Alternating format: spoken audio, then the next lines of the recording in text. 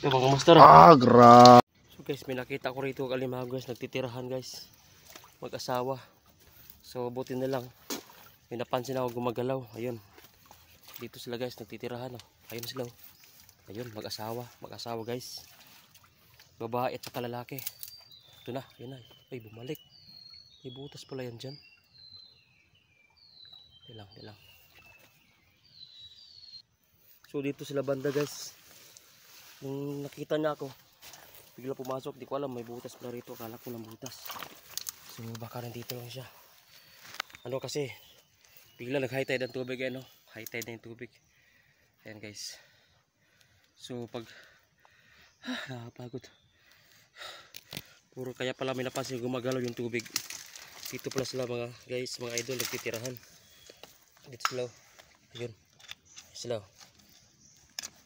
Yan.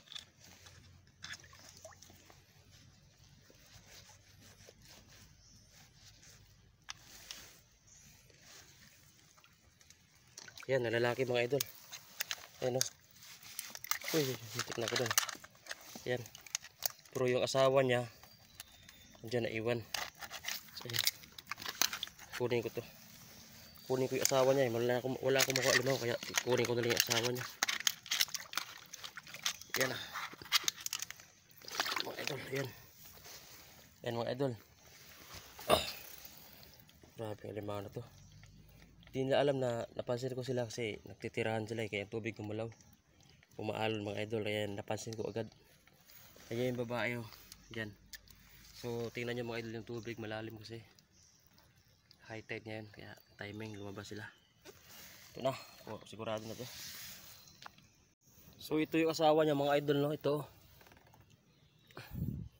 Ito asawa niya. Kaso lang disable paralyzed.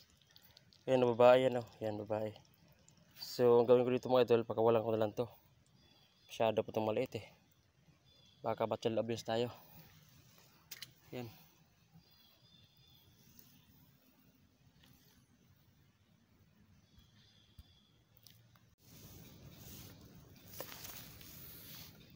Wow, alimango.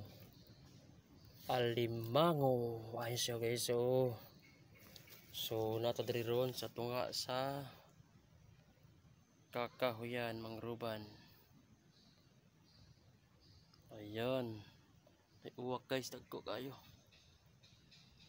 So alimango guys. Ayun alimango. Sigurado. Kuha na dyan